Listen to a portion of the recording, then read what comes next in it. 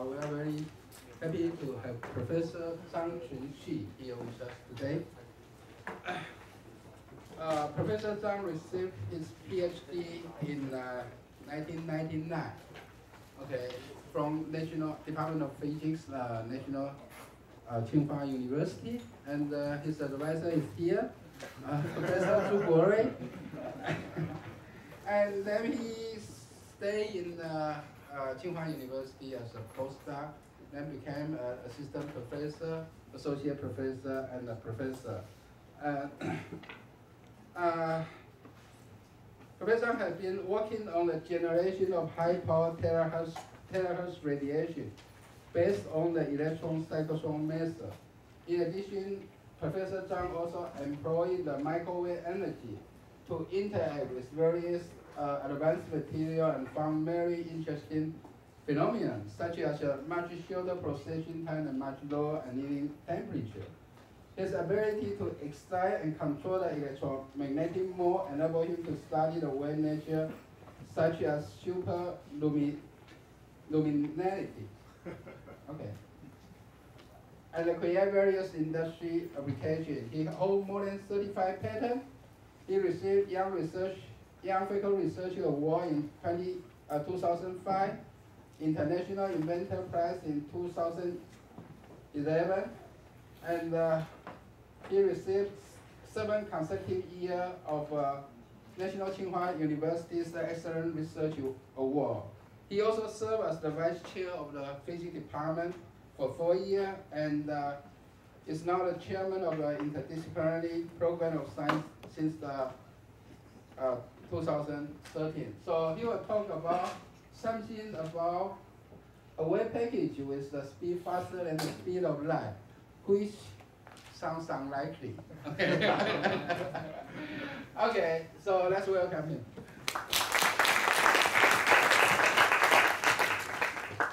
Okay, thank you for the introduction. Good afternoon.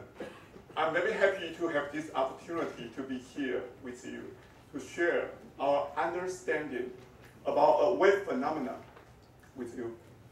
The title of my talk is a wave packet propagates at a speed faster than the speed of light. That is superluminal, faster than light phenomena. Okay, before we get into the main subject, I would like to say one thing. That's very important. The phenomena we present here do not violate the special relativity, which is a cornerstone of modern understanding of physics for more than a century.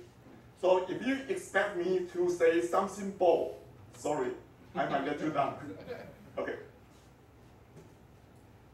This is the outline of my talk. I will first introduce the superluminal mechanism, which is evanescent wave, not a propagating wave. And then I will talk about matter wave and the analogy between matter wave and the EM wave, because I want to study this phenomenon using EM wave. Then I will analyze the modal effect, more than one mode. That is a modal analysis. After that, I will propose a new mechanism. This mechanism is quite different from conventional one.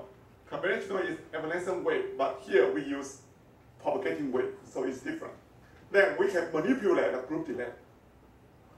Okay, finally I will give a conclusion and acknowledgement. Human being cannot run too fast, just 10 meters per second. Okay, this is the fastest runner in the world record, okay, you can see. Human cannot run, but machine can run faster. So how about this one? Car, Formula 1 car, racing car, but its top speed is about 100 meters per second. Still not high enough. That's because of friction on the road. How about in the air? Like an airplane. This is a flight airspeed record held by Blackbird. It's about 1,000 meters per second, which is about 3 times the speed of sound. still too low, right? Still too low, far away from the speed of light. So how about in outer space, such as this one? This is a control flight airspeed record space shuttle. When the space shuttle re-enters the atmosphere, it will be accelerated by the Earth's gravity. And the highest speed is about 8,000 meters per second. Less than 8,000 meters per second. Okay, still too low. Human, racing car, airplane, space shuttle are quite heavy. How about particle, especially charged particle, for example, electron? Of course, electron is much easier to accelerate. We can use electric field to accelerate the charged particle, electron. Here is the highest particle speed provided by LEP collider. LEP is the Large Electron Positron Collider. It's one of the largest particle accelerator ever constructed. The top energy is about 209 GeV. Lorentz factor is about 200,000. So it still holds the particle accelerator speed record. It's the highest. So this is the beta. Beta is the normalized velocity normalized to the speed of light in vacuum. So calculate this one. You can see beta is very, very, very close to 1. Here is 10 digits. So the speed of this particle is just millimeters per second slower than the speed of light, but still lower than the speed of light. This is because relativistic mass.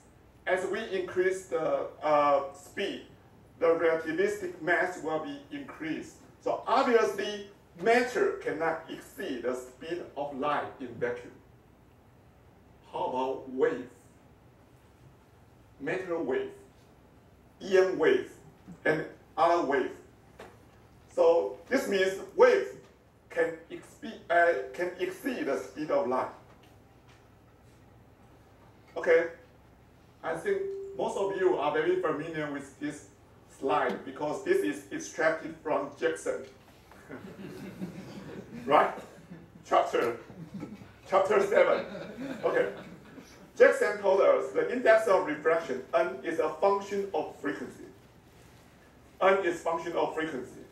So, for example, like this one. This is anomalous dispersion. Not normal, it's anomalous dispersion. And phase velocity is simple, just omega over k. So it's here. In this region, phase velocity is normal. But in this region, phase velocity will exceed the speed of light. But we don't care. Phase velocity can exceed the speed of light, doesn't matter at all. The problem is group velocity. Group velocity is the derivative with omega, d omega over dk. In this region, the slope will be negative. So in this region, we'll have a chance to be slower than 1, which means the group velocity will be greater than 1. Group velocity. So people are not very comfortable with this definition. Therefore, we define another one called group delay. Group delay is the change of d-phi over d omega. That's the definition. So we call it phase time. Phase time. When in the vacuum, air can propagate from here to these regions. Exponential ikz minus I omega t. So from here to here, there is the length is L. So obviously the phase will be k times L. K times L. So L is a constant. So effectively looks like an apparent group velocity. Quite similar to this one, but this is a more complete definition. More complete definition. Because people are not comfortable with when group velocity greater than 1, people are not very comfortable with this one. Therefore, we define group velocity. let's have a look at this media. This is also from Jackson. Okay, so this is a dielectric material. Dielectric, there is no free charge, so this term is 0. When omega is very close to omega Z, which is the binding frequency. Okay, when omega close to omega Z, epsilon exhibit resonance behavior in the form of anomalous dispersion, and resonance absorption. Okay, so this one, especially this one, well, becomes wave cannot propagate in this media, even though the group velocity may be greater than the speed of light. This is experimental result that we took roughly about 2 weeks ago. We measured the properties of PA, which is a semi-crystal polymer. It's a kind of polymer. As you can see here, close to 1 terahertz. In this region, close to 1 terahertz, there is an anomalous dispersion. Anomalous dispersion. On the other hand, the power cannot propagate. It will attenuate seriously. Close to 1 terahertz. Okay, the data was measured with a terahertz time domain spectroscopy system. So obviously, when anomalous dispersion occurs, the wave is not a propagating wave. It's an evanescent wave. Evanescent wave. Okay. That's the most important thing. This is the first one. The second mechanism is tunneling effect. Okay, this you can from this example in your quantum mechanics or quantum physics. This is a potential barrier. Energy is here. Barrier height is here. So in these regions, there is an exponential decaying wave and exponential growing wave. And velocity here will become imaginary. Velocity will become imaginary. So what is the velocity of this one? How can we calculate the tunneling time? It's a big problem. It's still under debate, under discussion, because no conclusive result yet. So we don't know what is the result. That is my motivation.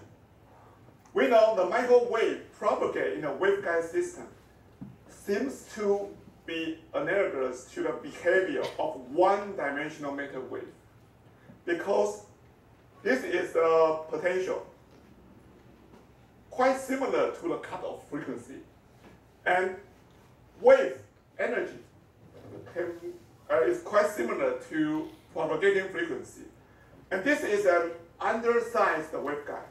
The width of the waveguide is narrow, so it's an undersized, which means the cutoff frequency is increased. So wave cannot propagate in this region.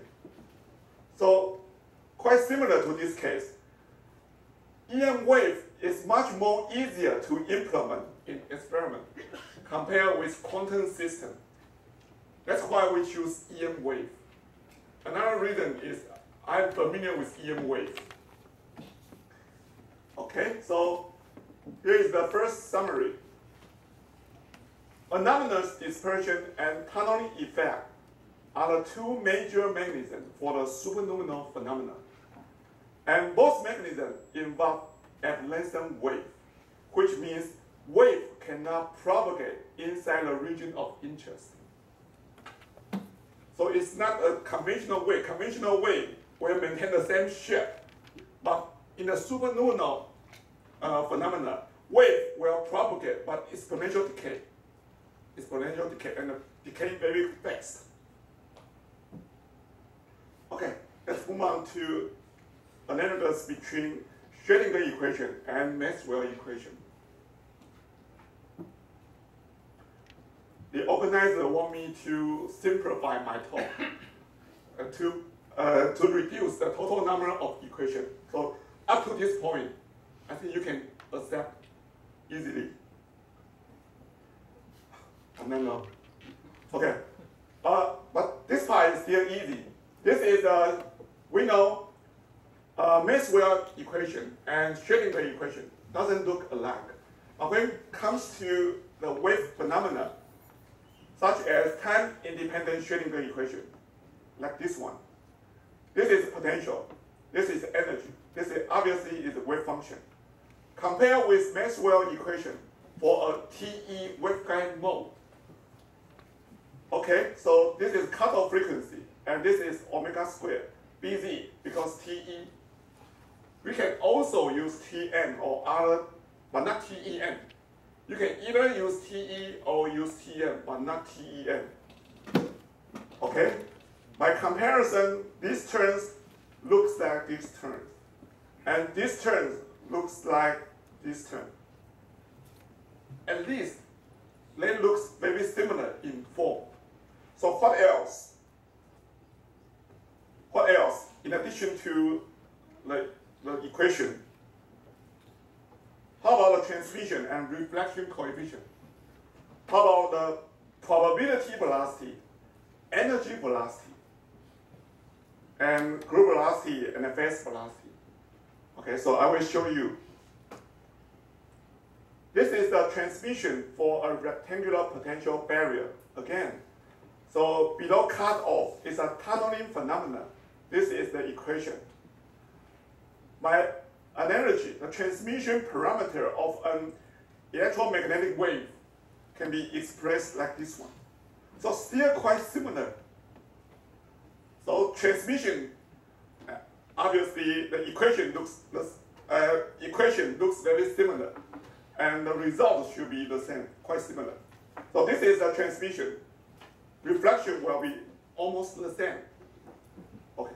So this allows us to do something. More information. This is how to define the velocity in quantum mechanical system. We use probability velocity. Probability current density divided by wave function, absolute value of the wave function squared. This is the probability velocity. Okay? In an EM wave, we prefer pointing vector divided by, this is the pointing vector integrate over a cross section. So because we are operating in a waveguide, which is a three-dimensional structure, so we want to reduce it into one-dimensional. So reduce it into one-dimensional. This is integrate energy density about this cross section. So this is energy velocity. As you can see here, their form is quite similar. Again, so we have a probability velocity for quantum mechanics. We have energy velocity for electromagnetism. My question is, can we use EM wave to study a long-term debate in quantum mechanics? That is tunneling time. I want to be the judge. I want to tell the expert in quantum physics which answer is correct, which approach might be correct.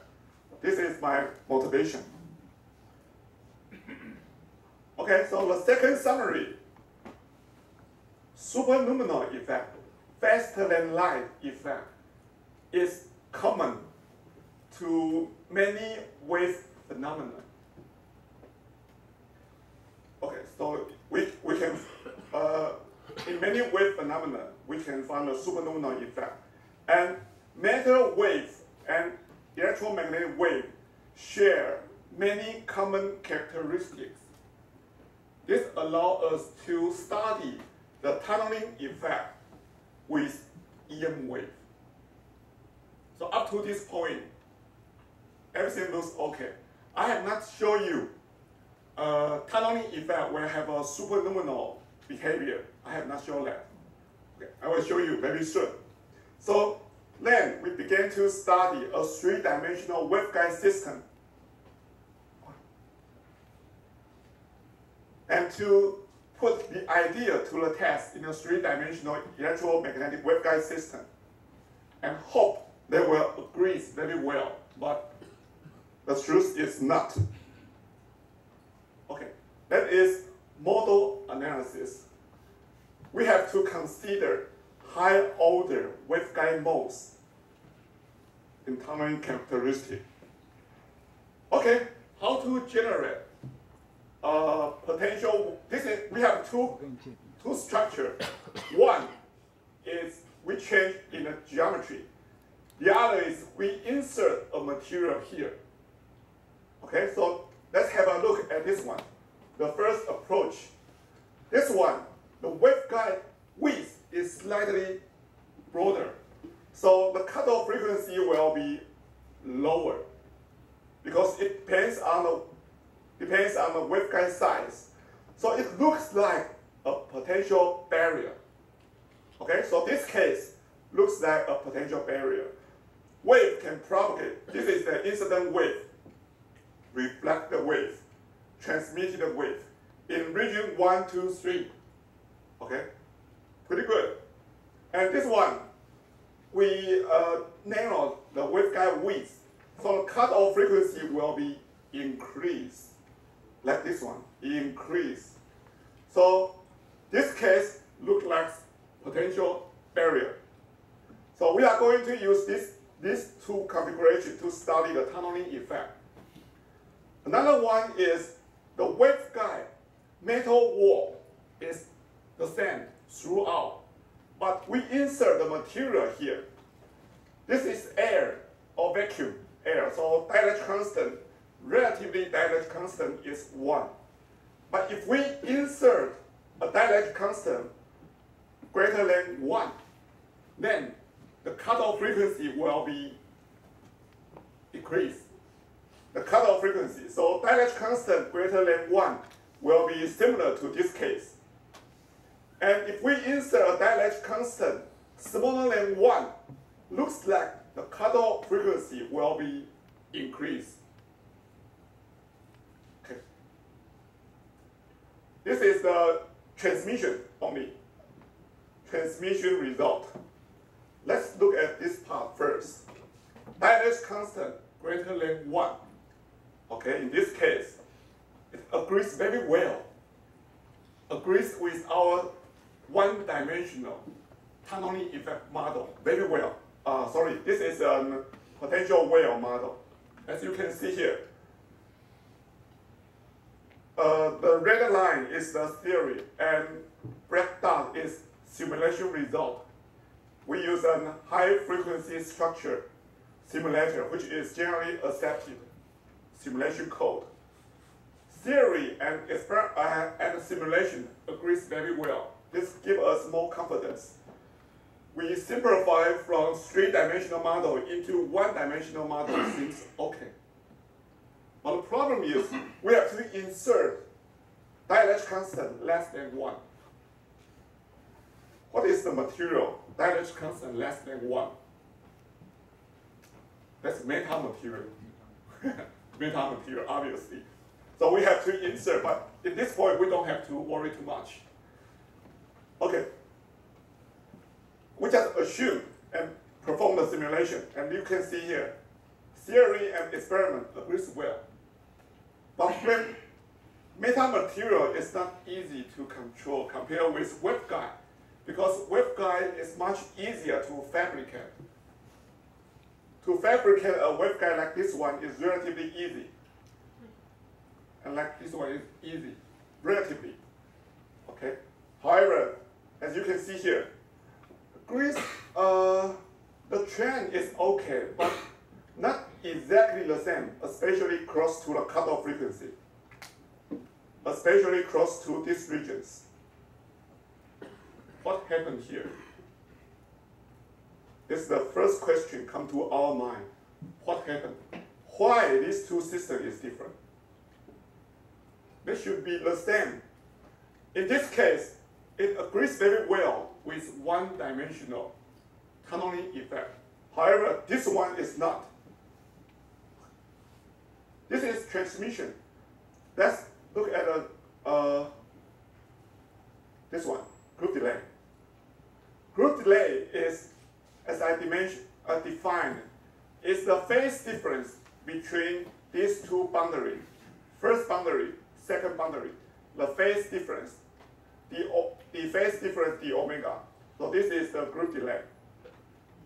Again, in these configurations, pretty good. Agrees very well.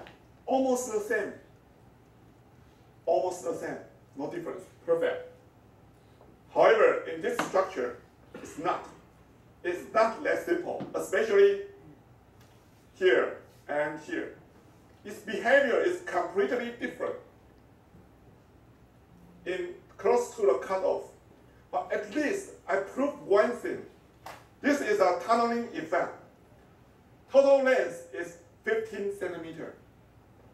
15 centimeter. So divided by the speed of light, the delay should be about 0.5 nanometer. 0.5 nanometer. So clearly, this region is faster than light. Okay, as you can see here, 0.5 nanometer. This region is faster than light. Okay. I just show you tunneling effect. Wave is exponential decay. It's evanescent wave mostly. There is a superluminal effect, faster than light effect here in this region, and in this region as well. Although the behavior is quite similar, but they are not qualitatively agreement is okay, but quantitatively is not that well. What happened here? Okay, the first question come to our mind is there is a geometric discontinuity in this region and in these regions. There's different. Okay, so disagreement. Okay, let's look at this case. We assume single mode in this structure, and this structure.